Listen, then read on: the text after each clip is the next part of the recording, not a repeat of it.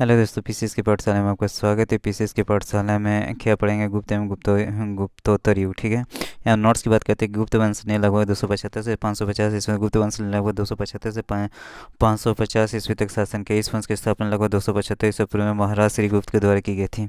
इस वंश की स्थापना किसने की थी? लगभग 275 ईस्वी में महाराज श्रीगुप्त के द्वारा की गई थी। किंतु गुप्त वंश का प्रथम शासक कौन था? चंद्रगुप्त प्रथम था। गुप्त वंश का प्रथम शासक कौन था? चंद्रगुप्त प्रथम था, जिसने 319 से 335 ईस्वी तक शासन किया। 319 से 335 ईस्वी तक शासन किए हैं।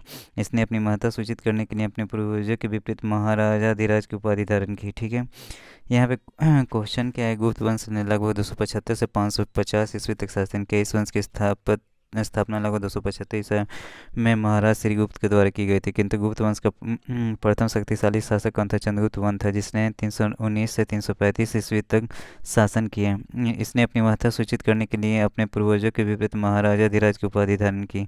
गुप्त संमत का प्रवर्तक कौन था? चंद्रगुप्त प्रथम था। इसकी इसकी जो प्रारंभिक तिथि है कौन है? 319 ईस्वी पूर्व है। ठीक है, अब यहाँ पे क्या है? इतिहासकार विंसेंट स्मिथ ने अपनी रचना अर्ली हिस्ट्री ऑफ इंडिया में समुद्रगुप्त की वीरता और विजयों पर मुग्ध होकर इसे भारतीय नेपोलियन की संज्ञा दी है। इतिहासकार की बात करते हैं। इतिहासकार विंसेंट स्मिथ ने अपनी रचना अर्ली हिस्ट्री ऑफ इंडिया में समुद्रगुप्त की वीरता और विजयों पर मुग्ध होकर इसे भारतीय नेपोलियन की संज्ञा दी है।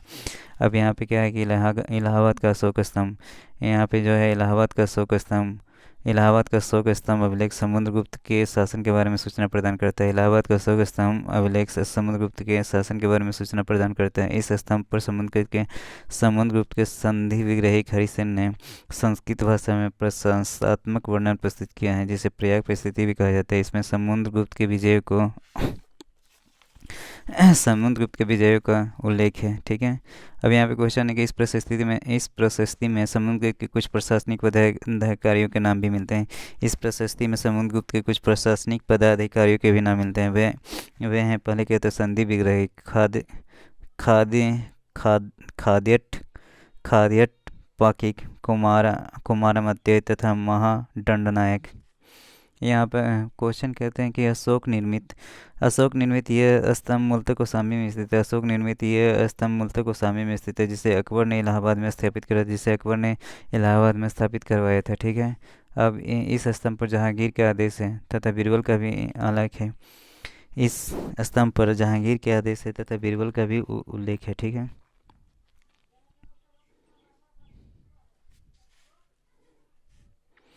अब यहाँ पे गुप्त शासक चंद्रगुप्त द्वितीय विक्रमादित्य का एक अन्य नाम देवगुप्त भी था। गुप्त शासक चंद्रगुप्त द्वितीय विक्रमादित्य का एक अन्य नाम देवगुप्त भी मिलता है। प्रमाण है सांची और वाकाटक अभिलेखों में मिलता है। इसका जो प्रमाण है सांची एवं वाकाटक अभिलेखों से मिलता है। अन्य नाम देवराज तथा देवश्री भी मिलते हैं उसके अन्य नाम देवराज तथा देवश्री भी मिलते हैं। मेहरौली लेख के अनुसार मेहरौली जो लेख के अनुसार है, चंद्रगुप्त द्वितीय ने विष्णु पद पर्वत पर विष्णु ध्वज की स्थापना करी गई थी। मेहरौली लेख के अनुसार चंद्र जो है ने विष्णु पद पर्वत पर विष्णु ध्वज की स्थापना करवाई थी।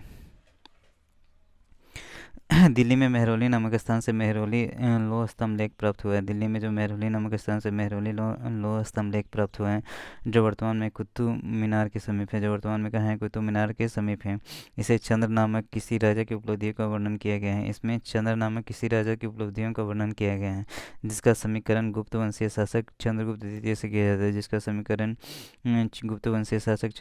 से किया जाता है। गुप्त सम्राट, यहाँ बात करते हैं कि गुप्त सम्राट चंद्रगुप्त द्वितीय विक्रमादित्य को, यहाँ पे बात करते हैं कि गुप्त सम्राट है चंद्रगुप्त द्वितीय विक्रमादित्य को शक विजेता भी कहा जाता है। गुप्त सम्राट चंद्रगुप्त द्वितीय विक्रमादित्य को शक विजेता भी कहा जाता है।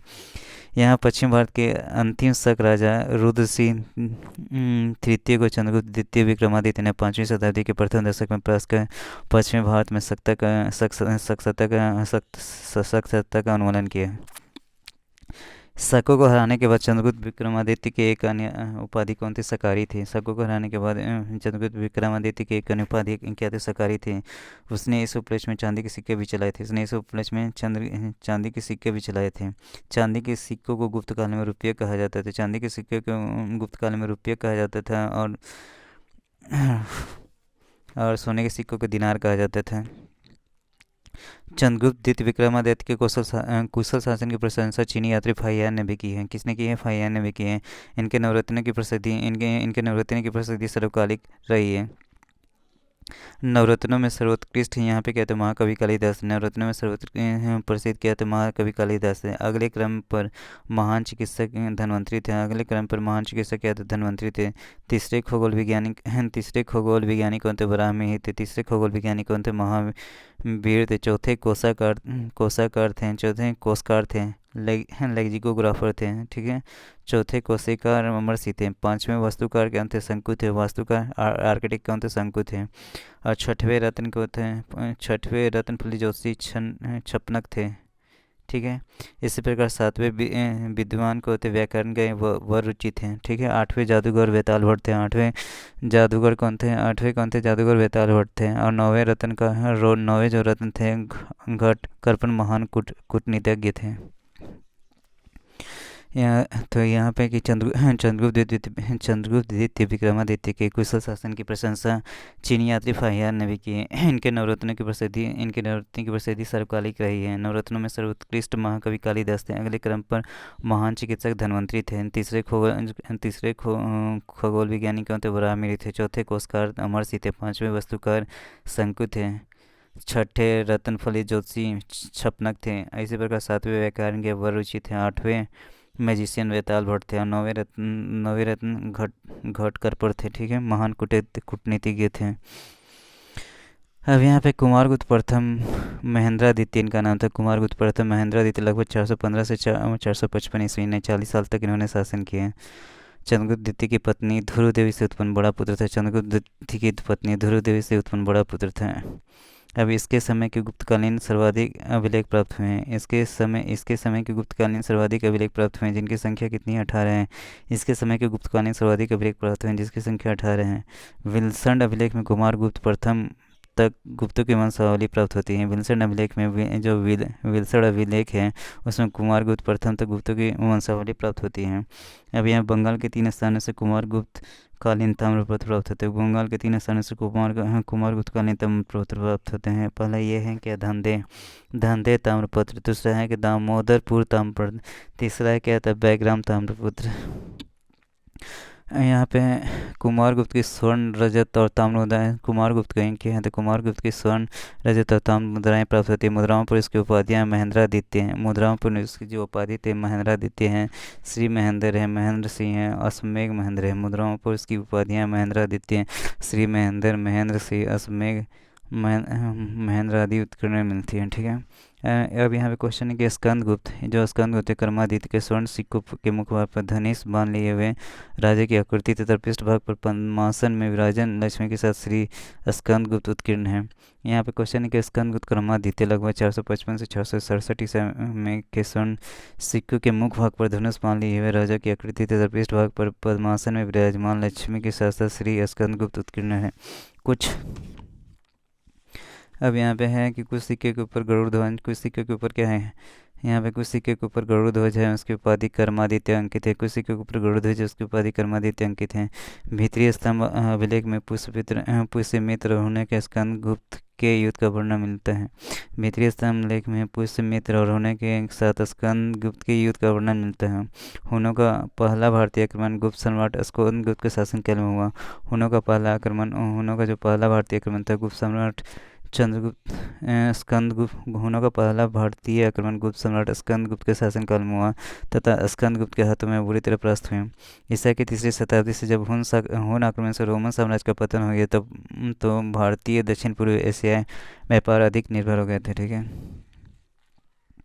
अब यहाँ पे क्वेश्चन है कि तोरमन भारत पर दूसरे हुन आक्रमण का नेता था। तोरमन भारत पर दूसरे हुन आक्रमण का नेता था। मध्य भारत में एरन नामक स्थान से बड़ा प्रतिमा पर खुदा हुआ इसका अभिलेख मिलता है।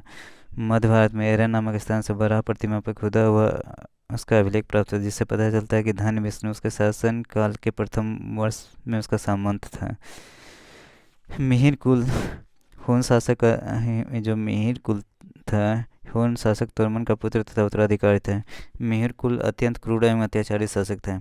चीनी यात्री ह्वेनसांग तथा मंदसौर लेख के साथ से पता चलता है कि सर्वप्रथम गुप्त नरसिंह गुप्त बलादित्य ने लगभग 528 ईस्वी या कुछ स्रोतों के अनुसार 495 ईस्वी में तत्पश्चात मालव ने यशोवर्धन द्वारा मीरकुल को बुरी तरह पराजित किया था। यहाँ क्या है कि गुप्त काल में बंगाल में ताम्रलिप्ति था एक प्रमुख बंदरगाह था, जहाँ से उत्तर भारतीय व्यापार साथ ही दक्षिण पूर्व एशिया, चीन, श्रीलंका, जावा, सुमात्रा आदि देशों के लिए व्यापार होता था। पश्चिमी भारत का पश्चिमी गुप्त काल में बंगाल में ताम्रलिप्ति एक प्रमुख बंदरगाह था। ठीक है, अब पश्चिम भारत का प्रमुख बंदरगाह क्या था? भृगु कच्छ भड़ोस था, जहाँ से पश्चिमी देशों के साथ समुद्री व्यापार होता था। भृगु कच्छ भड़ोस, जहाँ पश्चिमी देशों से समुद्री व्यापार होता था। अब यहाँ प्राचीन भारत की अर्थव्यवस्था। प्राचीन भारत की अर्थव्यवस्था में श्रेणियों का विशेष महत्व था। ये संगठन व्यापारियों के द्वारा उनके व्यापार के समुचित संचालन के लिए स्थापित किए जाते थे। श्रेणियों को अपने सदस्यों पर न्यायिक अधिकार होता था और तथा श्रेणियों के द्वारा ही सदस्यों के वेतन, काम करने के नियम, मानकों एवं कीमतों का निर्धारण किया जाता था। प्रत्येक श्रेणी का अपना एक प्रमुख होता था। राजा को श्रेणी के संचालन में कोई हस्तक्षेप नहीं होता था। श्रेणियाँ अपने नियम स्वयं बनाती थी। अब यहाँ पे क्वेश्चन है कि गुप्त काल में गुजरात बंगाल, दक्कन एवं तमिलनाडु वस्त्र उत्पादन के लिए प्रसिद्ध है। गुप्त काल में गुजरात, बंगाल, दक्कन एवं तमिलनाडु वस्त्र उत्पादन के लिए प्रसिद्ध थे। वस्त्र उद्योग गुप्त काल का प्रमुख उद्योग था। वस्त्र उद्योग गुप्त काल का प्रमुख उद्योग था। गुप्त काल में अंतर्राष्ट्रीय व्यापार के प्रमुख केंद्र थे। गुप्त काल में अंतर्राष्ट्रीय व्यापार के प्रमुख केंद्र थे ताम्रलिप्ति, पला, भृगु कच्छ, अरिकामेडु, कावेरीपत्तनम, मुजिरिस, प्रतिष्ठान, सोपारा, बारवेरिकम। ठीक है, अब यहाँ पे क्वेश्चन है कि यहाँ आयुर्वेद तथा चिकित्सा के क्षेत्र में प्राचीन भारत की चरम परिणति चरक एवं सुश्रुत में मिलती है। आयुर्वेद तथा चिकित्सा के क्षेत्र में प्राचीन भारत की चरम परिणति चरक एवं सुश्रुत में मिलती है। धर्ममंत्री चंद्रगुप्त द्वितीय विक्रमादित्य के नवरत्नों में से एक थे। धनवंतरी क्या थे? चंद्रगुप्त द्वितीय विक्रमादित्य के नवरत्नों में से एक थे। ये आयुर्वेद शास्त्र के प्रकांड विद्वान थे। भास्कराचार्य जो थे प्रख्यात खगोलवीय और गणितज्ञ थे। उन्होंने सिद्धांत श्रवणी तथा लीलावती नामक ग्रंथों की रचना की। इन ग्रंथों में गणित तथा खगोल विज्ञान संबंधी विषयों पर प्रकाश डाला गया है। तो यहाँ पे क्या है? सिद्धांत श्रवणी तथा लीलावती नामक ग्रंथों की रचना की। किन्होंने की? भास्कराचार्य। सिद्धांत श्रवणी लीला नामक ग्रंथों की रचना की। इन ग्रंथों में गणित एवं खगोल विज्ञान संबंधी विषयों पर प्रकाश डाला गया है। अब यहाँ पे पाँचवीं शताब्दी में भारत में त्रिकोणमिति में जया 5वीं सदी में भारत में त्रिकोणमिति में जया, जो साइन कहते हैं, साइन एंगल, कोजिया, कोसाइन और उत्क्रम जया, इनवर्स साइन के सिद्धांत ज्ञात हो चुके थे। सूर्य सिद्धांत तो आर्यभट्टीय में इनका उल्लेख है। सूर्य सिद्धांत और आर्यभट्टीय में इनका उल्लेख है। 7वीं सदी में ब्रह्मगुप्त द्वारा चक्रीय चतुर्भुज के सिद्धांत का वर्णन मिलता है। यहाँ पे 7वीं सदी में ब्रह्मगुप्त द्वारा चक्रीय चतुर्भुज के सिद्धांत का वर्णन मिलता है।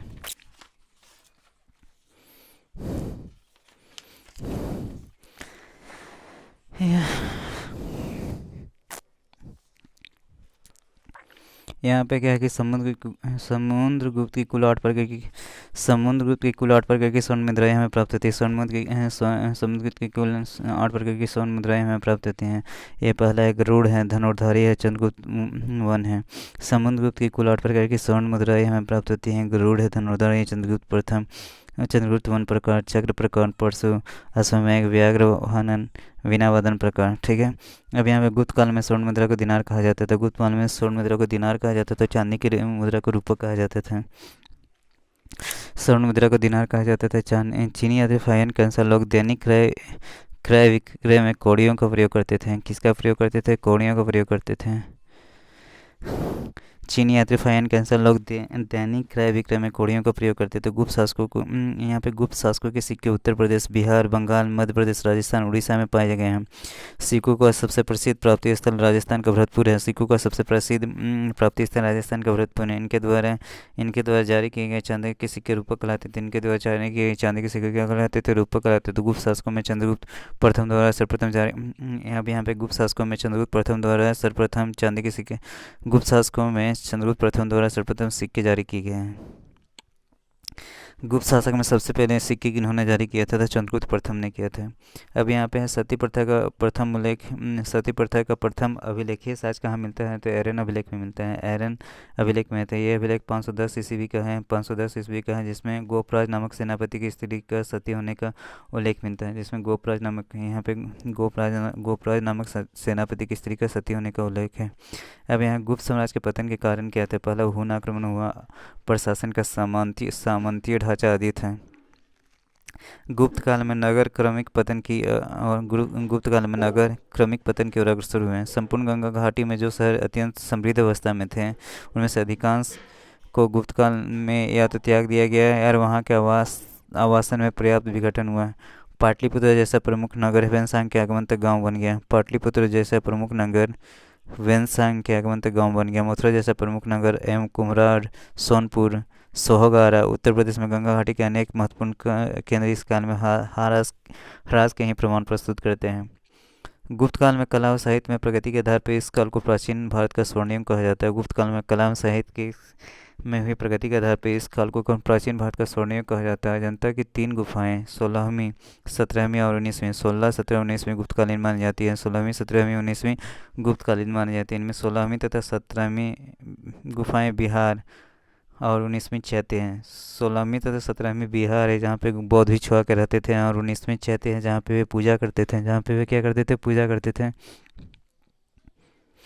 अब यहाँ पे गुप्त वंश के शासकों ने मंदिरों और ब्राह्मणों को सबसे अधिक ग्राम अनुदान में दिए थे। यहाँ पे गुप्त वंश के शासकों ने मंदिरों और ब्राह्मणों को सबसे अधिक ग्राम अनुदान में दिए थे। ठीक है, यहाँ पे क्या है? गुप्त वंश के शासकों ने मंदिरों और ब्राह्मणों को सबसे अधिक ग्राम अनुदान में देते। गुप्त काल में जो लोग, यहाँ पे क्वेश्चन है कि गुप्त काल में जो लोग राजकीय भूमि पर कृषि करते थे, उन्हें अपनी उपज का एक भाग राजा को कर के रूप में देना रहता था। गुप्त काल में जो लोग राजकीय भूमि पर कृषि करते थे, उन्हें अपनी उपज का एक भाग राजा के कर के रूप में देना पड़ता था, जो सामान्यतः षष्ठांश तक का होता था। अब यहाँ पे क्वेश्चन है कि गुप्त अभिलेखों में भूमि कर को उद्रंग तथा भाग कर कहा गया है। गुप्त अभिलेखों में भूमि कर को उद्रंग तथा भाग कर कहा गया। प्रायः सभी धर्मास्त्रों में भू राजस्व दर 1/6 था, उपज का छठा भाग था। प्राय सभी धर्मास्त्रों में भू राजस्व दर 1/6 उपज का छठा भाग था। प्राचीन भारत में सिंचाई कर को विदक भागम कहा गया है, या अथवा उदक भाग कहा गया। विदक भाग कहा गया, उदक भाग कहा गया। प्राचीन भारत में सिंचाई कर को विदक भाग तथा उदक भाग कहा गया है। ठीक है, हिरण्य मौर्य काल में दिया जाने वाला नगद करता है। हिरण्य मौर्य काल में दिया जाने वाला नगद करता है। रेशम के लिए कोसई शब्द का प्रयोग होता था। रेशम के लिए कोसई शब्द का प्रयोग। गुप्त एवं गुप्तोत्तर काल में रेशम के लिए कोसई शब्द का प्रयोग होता था। तो 3वीं शताब्दी में वारंगल लोहे के यंत्रों और उपकरण हेतु प्रसिद्ध है। 3वीं शताब्दी में वारंगल लोहे के यंत्रों और उपकरण हेतु प्रसिद्ध है। अब यहाँ पे क्वेश्चन है कि गुप्त काल में लिखित संस्कृत नाटकों में स्त्री तथा शूद्र प्रकृत भाषा बोलते थे। यहाँ पे गुप्त काल में लिखित संस्कृत नाटकों में स्त्री तथा शूद्र प्रकृत भाषा बोलते थे, जबकि उच्च वर्ण के लोग क्या करते थे? संस्कृत भाषा बोलते थे। गुप्त काल में लिखित संस्कृत नाटकों में स्त्री तथा शूद्र प्राकृत की भाषा बोलते थे, जबकि उच्च वर्ण के लोग संस्कृत भाषा बोलते थे। शूद्रकृत मृच्छकटिकम के रचयिता कौन थे? तो शूद्रक थे। नामक रचना से गुप्तकालीन शासन व्यवस्था एवं नगर जीवन के विषय में एक रोचक सामग्री मिलती है। इस ग्रंथ में चारुदत्त नामक ब्राह्मण, सारथवा एवं गणिका की पुत्री वसंत सेना की प्रेम कथा को शब्दों का रूप दिया गया है। अब यहाँ क्वेश्चन है कि गुप्त साम्राज्य की शासन व्यवस्था क्या थी? राजतंत्रात्मक थी। मौर्य शासकों के विपरीत गुप्तवंशी शासक अपनी दैवीय उत्पत्ति में विश्वास करते थे। मौर्य शासक के विपरीत गुप्तवंशी शासक अपनी दैवीय उत्पत्ति में विश्वास करते थे। गुप्त शासकों ने भूदान की परंपरा को विस्तारित किया। गुप्त शासकों ने भूमिदान की परंपरा को विस्तारित किया। गुप्त प्रशासन का स्वरूप केंद्रीकृत न होकर संघात्मक था। गुप्त प्रशासन का स्वरूप केंद्रीकृत न होकर संघात्मक था। गुप्त राजा अनेक छोटे राजाओं का राजा होता था। गुप्त राजा अनेक छोटे राजाओं का राजा होता था। सामंत तथा प्रांतीय शासक अपने क्षेत्र में नितांत स्वतंत्रता का अनुभव करते थे। सामंत तथा प्रांतीय शासक अपने क्षेत्र में नितांत स्वतंत्रता का अनुभव करते थे। ठीक है, अब यहाँ क्या है? शतरंज का खेल भारत में गुप्त काल के दौरान ही उद्भित हुआ था, जहाँ से चतुरंग के नाम से जाना जाता है। भारत से ये ईरान एवं तत्पश्चात यूरोप में पहुंचा। अब यहाँ पे है परवर सेन प्रथम। प्रवरसेन प्रथम वाकाटक वंश का एकमात्र शासक था। प्रवरसेन प्रथम वाकाटक वंश का एकमात्र शासक था जिसने सम्राट की उपाधि धारण की थी। वाकाटक शासक प्रवरसेन प्रथम ने चारों अश्वमेध यज्ञों को संपादन किया है। इसके साथ ही उसने अनेक वैदिक यज्ञ भी किए हैं। इसी वंश के शासक प्रवरसेनदित्य की रुचि साहित्य में थी। इसी वंश के शासक प्रवरसेनदित्य की रुचि साहित्य में थी। उसने सेतिबंध नामक ग्रंथ की रचना की थी। अभी मैं यहाँ पे महर्षि कपिल ने सांख्य दर्शन का प्रतिपादन किया। महर्षि कपिल ने सांख्य दर्शन का प्रतिपादन किया।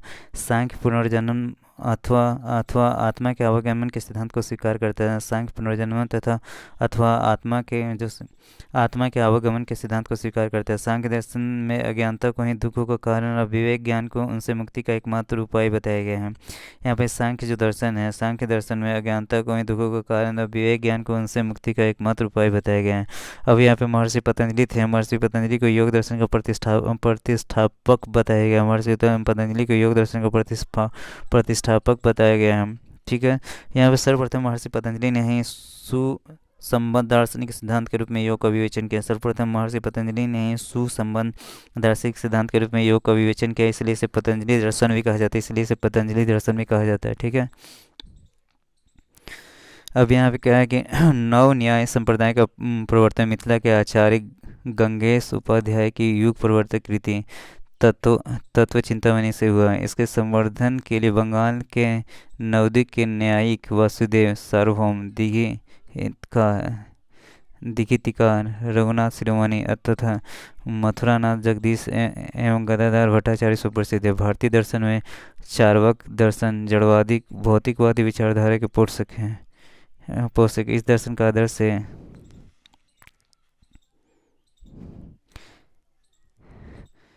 यहाँ पे क्या है कि याव जीवेत सुखम जीवेत ऋणम कृत्वा घृतम पिबेत भस्मीभूतस्य देहस्य पुनरागमनम कुतः।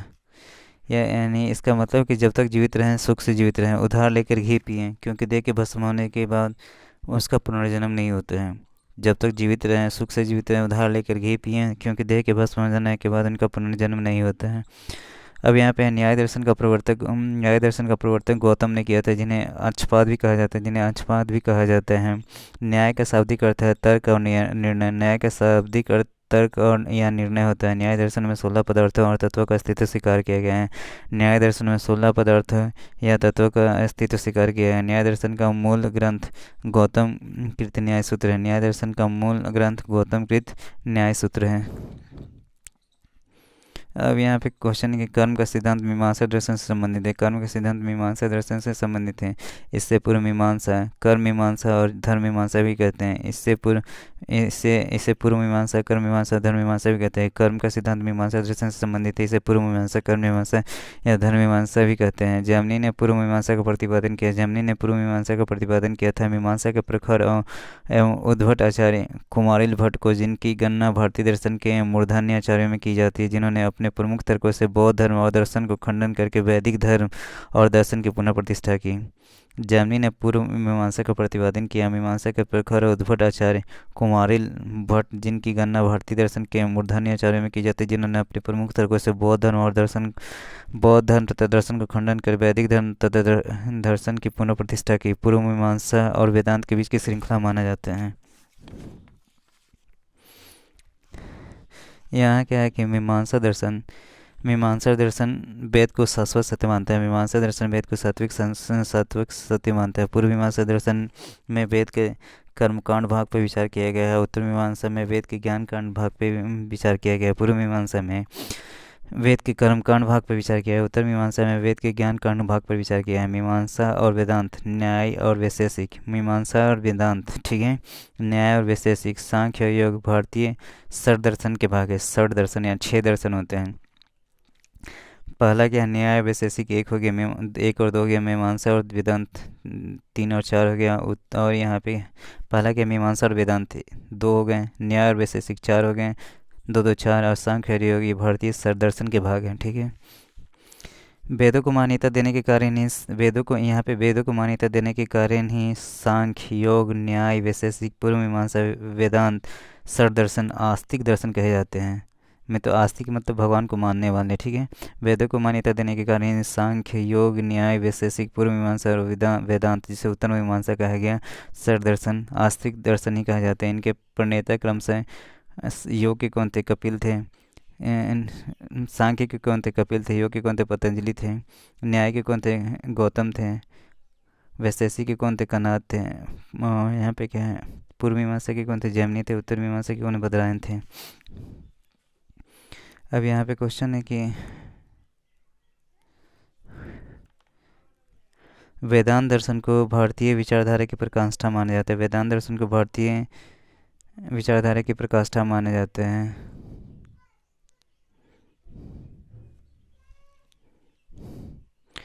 वेदांत वेदांत दर्शन वेदांत दर्शन को भारतीय विचारधारा का प्रकाष्ठा माना जाता है। वेदांत का शाब्दिक अर्थ है वेदकांत। वेदांत का शाब्दिक अर्थ होता है वेदांत, वेदकांत, वैदिक विचारधारा की प्रकाष्ठा है, ठीक है। वेदांत दर्शन के तीन आधार है: उपनिषद, ब्रह्मसूत्र और भगवत गीता। उपनिषद, भगवत ब्रह्मसूत्र और भगवत गीता, इन्हें वेदांत दर्शन की प्रस्थान त्रयी कहा गया है। प्रस्थान त्रयी कहा गया। कई सूक्ष्म भेदों के आधार पर इसके कई उप संप्रदाय और इसके प्रवर्तक है, जैसे शंकराचार्य का अद्वैतवाद, रामानुजन का विशिष्टाद्वैत, मध्वाचार्य का द्वैतवाद। शंकराचार्य का अद्वैतवाद है, रामानुज का विशिष्टाद्वैत है, मध्वाचार्य का द्वैतवाद है, ठीक है। अब यहाँ पे क्वेश्चन है कि पुराने के अनुसार चंद्रवंश या सोमवंश क्षत्रिय वर्ण के तीन मूल अंशों में से एक था। पुराने के अनुसार, यहाँ पे पुराने के अनुसार क्या है? चंद्रवंश या सोमवंश क्षत्रिय वर्ण के तीन मूल वंशों, अन्य अन्य दो थे, सूर्यवंश और अग्निवंश में से एक था। चंद्रवंशीय शासकों का मूल स्थान त्रेता युग में प्रयाग था। चंद्रवंशीय शासकों का मूल स्थान त्रेता युग में प्रयाग था, परंतु प्रलय के पश्चात द्वापर युग में चंद्रवंशीय सम्राट ने प्रतिष्ठानापुर, वर्तमान झुसी, इलाहाबाद में राजधानी की स्थापना की थी, ठीक है। परंतु प्रलय के पश्चात द्वापर युग में चंद्रवंशीय सम्राट ने प्रतिष्ठानापुर, वर्तमान झुसी, इलाहाबाद में राजधानी की स्थापना की थी। अब यहाँ पे क्वेश्चन है कि अग्निकुल में राजपूतों का सर्वाधिक प्रसिद्ध प्रतिहार वंश था। अग्निकुल में राजपूतों का सर्वाधिक प्रसिद्ध क्या था? प्रतिहार वंश था। गुर्जरों की शाखा से संबंधित होने के कारण इसे गुर्जरों की शाखा से संबंधित होने के कारण इतिहास में इसे गुर्जर प्रतिहार वंश के नाम से जाना जाता है। गुर्जरों की शाखा से संबंधित होने के कारण इतिहास में इसे गुर्जर प्रतिहार वंश के नाम से भी जाना जाता है। गुर्जर जाति का प्रथम उल्लेख कहाँ मिलता है? गुर्जर जाति का प्रथम उल्लेख पुलकेशन द्वितीय के एहोल अभिलेख में हुआ है। यहाँ पे क्या है? गुर्जर जाति का प्रथम उल्लेख पुलकेशन द्वितीय के एहोल लेख में हुआ है। यहाँ पे बाणभट्ट के हर चरित्र में भी गुर्जरों का उल्लेख मिलता है। बाणभट्ट के हर चरित्र में भी गुर्जरों का उल्लेख मिलता है, ठीक है। अब यहाँ पे गुर्जर प्रतिहार वंश का संस्थापक कौन था? नागभट्ट प्रथम था। गुर्जर प्रतिहार वंश का संस्थापक कौन था? नागभट्ट प्रथम था। तथा ग्वालियर अभिलेख से यह पता चलता है कि उसने मलय शासक की विशाल सेना को नष्ट कर दिया था। ग्वालियर अभिलेख से पता चलता है कि उसने मलय शासक की विशाल सेना को नष्ट कर दिया था, जो संभवतः सिंध का अरब शासक था। इस प्रकार नागभट्ट ने अरबों के आक्रमण से पश्चिम भारत की रक्षा की थी। ठीक है। अब यहाँ पे क्वेश्चन क्या है कि राष्ट्रकूट वंश की स्थापना किसने की थी? 736 ईस्वी में दंती दुर्ग ने की थी। राष्ट्रवंश की स्थापना किसने की थी? 736 ईस्वी में दंती दुर्ग ने की थी। उसने माणिकखेट में अपनी राजधानी बनाई। राष्ट्रकूट वंश की स्थापना 736 ईस्वी में दंती दुर्ग ने की। उसने माणिकखेट में अपनी राजधानी बनाई। दंती दुर्ग के संबंध में कहा जाता है कि उज्जैनी में उसने हिरण्यगर्भ महादान याग करवाया था। राष्ट्रकूट राजा था मोघवर्ष वन का जन्म 880 ईस्वी में नर्मदा नदी के किनारे श्री भावन नामक स्थान पर सैनिक छावनी में हुआ था। इस समय इसके पिता राष्ट्रकूट राजा गोविंद द्वितीय उत्तर भारत के सफल अभियानों के बाद वापस लौट रहे थे। अब यहाँ पे क्या आता है कि मौखरी गुप्तों के सामंत थे। जो मूलतः गया के निवासी थे। मौखरी वंश के शासकों ने अपनी राजधानी कनौज कहाँ बनाई थी? कनौज बनाई थी। इस वंश के प्रमुख शासक कौन थे? हरिवर्मा थे, आदित्य वर्मा थे, ईशान वर्मा थे, सर्व वर्मा थे, ग्रह वर्मा थे। यहाँ पे कि हर्ष के समय की विशेष सूचना इसके दरबारी कवि बाणभट्ट की कृति हर्षचरित से प्राप्त होती है। यहाँ पे हर्ष के समय की विशेष सूचना इसके दरबारी कवि बाणभट्ट की कृति हर्षचरित से प्राप्त होती है। इससे जुड़ी कुछ सूचनाएं कलहन कृति राजरंगी में मिलती हैं। चीनी स्रोतों से पता चलता है कि हर्ष और राष्ट्रीय दोनों कनौज के राज सिंहासन पर बैठते थे। चीनी स्रोतों से पता चलता है कि हर्ष एवं राजश्री दोनों सात कनौज के राज सिंहासन पर बैठते थे। हर्ष ने यहाँ पे क्वेश्चन कि हर्ष ने अपनी राजधानी थानेश्वर से कनौज स्थानांतरित कर दी थी। हर्ष ने अपनी राजधानी थानेश्वर से कनौज स्थानांतरित कर दी ताकि वह राजश्री को प्रशासनिक कार्य से पूरी तरह सहायता प्रदान कर सके में पूरी तरह सहायता प्रदान कर सके। अन्य धर्मों से महायान की उत्कृष्टता सिद्ध करने के लिए हर्ष ने कनौज में विभिन्न धर्म एवं संप्रदाय के आचार्यों की एक विशाल सभा बनाई। चीनी साक्ष्यों के अनुसार इस सभा में 20 देशों के राजाओं अपने देश के प्रसिद्ध ब्राह्मणों, श्रमणों, सैनिक, राजपुरुषों आदि के साथ उपस्थित हुए। इस सभा की अध्यक्षता किसने की थी? ह्वेनसांग ने की। इस सभा की अध्यक्षता किसने की थी? ह्वेनसांग ने की थी। साथ ही हर्ष के समय प्रति 5वें वर्ष प्रयाग के संगम क्षेत्र में एक समारोह का आयोजन किया जाता है जिसे महामोक्ष परिषद कहा गया है।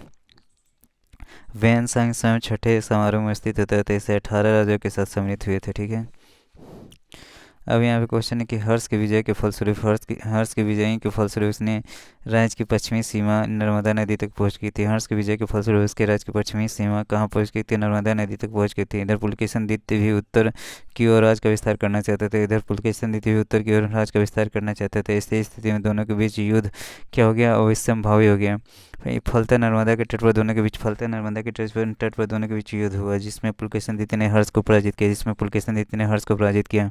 पुलकेशिन द्वितीय को एहेल परिस्थितियां ह्वेनसांग का विवरण इस युद्ध के साथ है। पुलकेशिन द्वितीय की एहेल परिस्थितियां ह्वेनसांग का विवरण इस युद्ध के साथ है। अब यहाँ पे क्या क्वेश्चन है कि हर्षवर्धन के समय की सर्वप्रथम घटना चीनी यात्री ह्वेनसांग के भारत आगमन की है। उसने तांग सांस्कृतिक की राजधानी चंगान चीन से भारतवर्ष के लिए 629 ईस्वी में प्रस्थान किया। ठीक है, अपने भारत यात्रा के ऊपर उसने एक ग्रंथ लिखा। जिसे सीयूकी कहा जाता है। इसने भीनमाल की भी यात्रा की थी। इसे यात्रियों का राजकुमार कहा जाता है। इसे ह्वेनसांग को यात्रियों का राजकुमार भी कहा जाता है।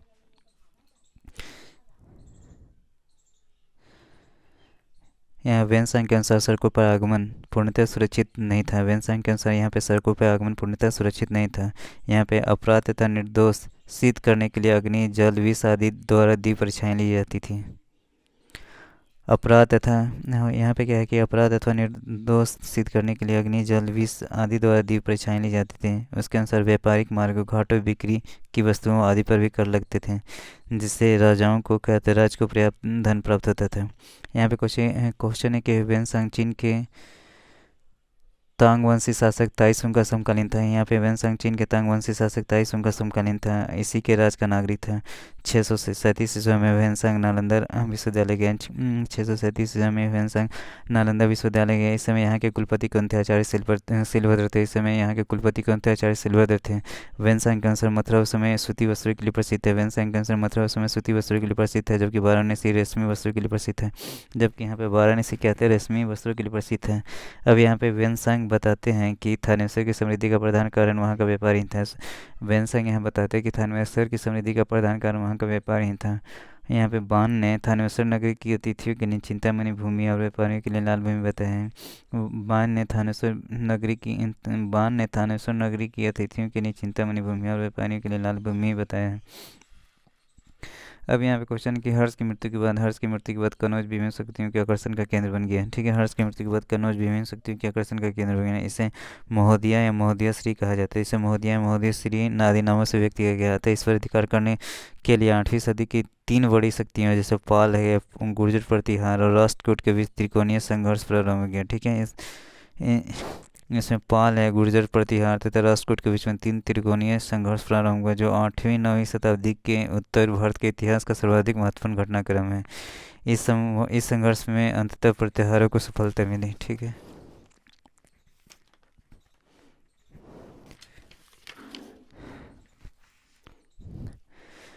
अब यहाँ पे चीनी यात्री हित सिंह ने 676 से 672 ईस्वी में जब वो युवक था अपने 37 बौद्ध सहयोगियों के साथ बौद्ध धर्म के अवशेषों को देखने की इच्छा से 50 विश्व का भ्रमण करने का निश्चय किया। ठीक है, वह दक्षिण के समुद्री मार्ग से भारत आया था। 600 693 से 694 ईसा के लगभग समांतर होते हुए वो चीन वापस लौट गया। अब यहाँ पे क्वेश्चन है कि प्राचीन काल में चीनी लेखकों ने भारत का प्राचीन काल में चीनी लेखकों ने भारत का उल्लेख इंतु और थियांतु के नाम से किया है। इंतु या थियांतु के नाम से किया है। प्राचीन काल में चीनी लेखकों ने भारत का उल्लेख इंतु या थियांतु नाम से किया है। नालंदा विश्वविद्यालय बख्तियार खिलजी के अधीन अधीन तुर्क मुस्लिम आक्रमणकारियों द्वारा 1193 से नष्ट कर दिया गया था।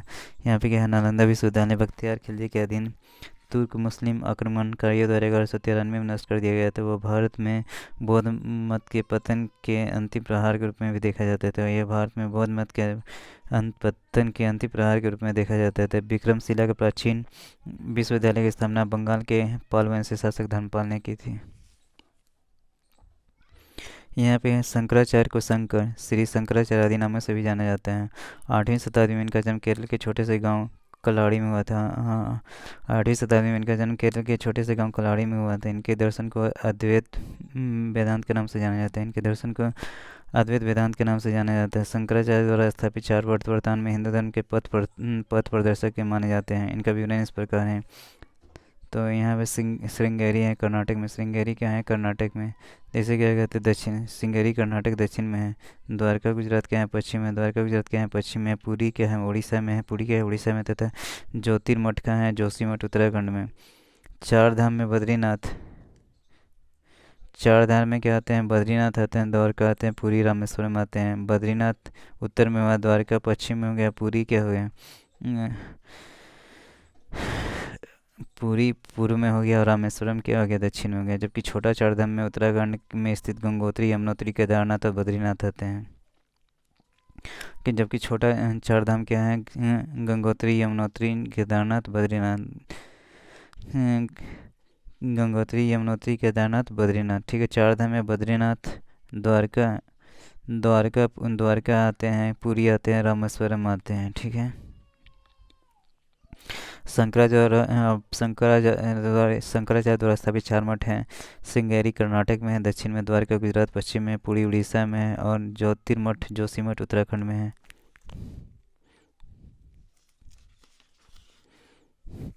अब क्वेश्चन है कि गुप्त वंश ने गुप्त वंश ने लगभग 275 से 550 ईस्वी तक शासन किया था। इस वंश की स्थापना लगभग 275 ईस्वी में महाराज श्रीगुप्त द्वारा की गई थी।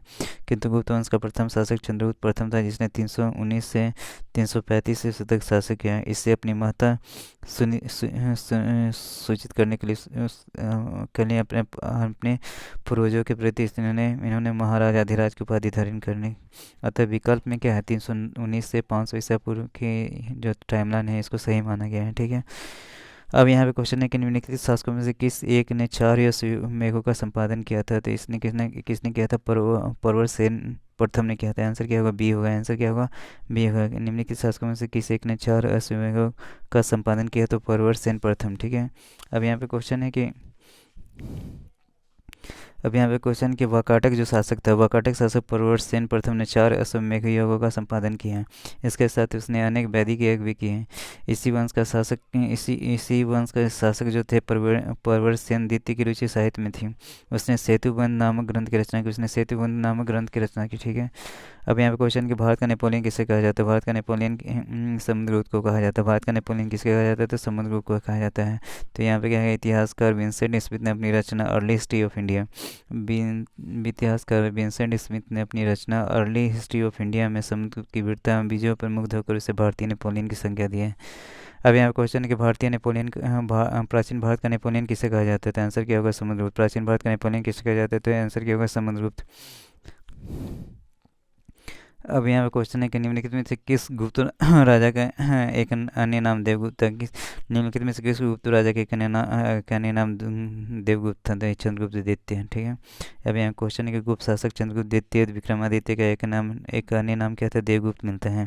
उसके अन्य नाम क्या है, देवराज थे तथा देवश्री भी मिलते हैं। अब यहाँ क्वेश्चन है कि प्रथम गुप्त शासक जिसने परम भागवत की उपाधि धारण की, आंसर क्या होगा? समुद्रगुप्त। प्रथम गुप्त शासक जिसने परम भागवत की उपाधि धारण की, इसका आंसर क्या होगा? समुद्रगुप्त। ठीक है, तो यहाँ पे क्वेश्चन है कि नालंदा और गया के ताम्रपत्र के अनुसार, नालंदा और गया के ताम्रपत्र के अनुसार समुद्रगुप्त वो प्रथम गुप्त शासक थे जिसने परम भागवत की उपाधि धारण की थी। ज्ञातव्य है कि कुछ पुस्तकों में परम भागवत उपाधि धारण करने वाला पहला शासक कौन था? चंद्रगुप्त द्वितीय था। लोक सेवा आयोग ने भी इस प्रश्न को तो चंद्रगुप्त द्वितीय माना है। ठीक है, परम भागवत की उपाधि किसने धारण की थी? चंद्रगुप्त द्वितीय ने, परंतु विश्वविद्यालय आयोग ने इस प्रश्न का उत्तर किसे माना है? समुद्रगुप्त माना है। ठीक है, तो अगर ऐसे पीसीएस में पूछा जाता तो परम भागवत की उपाधि किसने की थी? तो चंद्रगुप्त द्वितीय ही मारेंगे आप।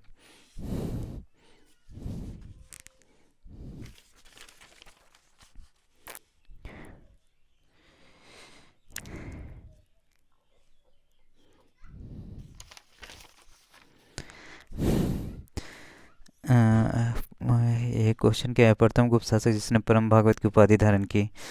प्रथम गुप्त शासक जिसने परम भागवत की, ये गलत हुआ था। प्रथम गुप्त शासक जिसने परम भागवत की उपाधि धारण की, इसका आंसर क्या होगा? समुद्रगुप्त। लोक सेवा आयोग में चंद्रगुप्त द्वितीय को माना, लेकिन आंसर इसका एग्जैक्ट आंसर क्या है? समुद्रगुप्त है। यूपीपीसीएस प्री 2009 का क्वेश्चन है। ठीक है, यहाँ पे क्वेश्चन है कि परम भागवत उपाधि धारण करने वाला प्रथम गुप्त शासक कौन था? समुद्रगुप्त है। सेम क्वेश्चन यूपीपीसीएस 2015 में रिपीट हुआ। ठीक है, अब यहाँ इलाहाबाद स्तंभ अभिलेख में निम्नलिखित में से किससे संबंधित है? इलाहाबाद अभिलेख किससे संबंधित है? अशोक से भी संबंधित है, समुद्रगुप्त से भी संबंधित है।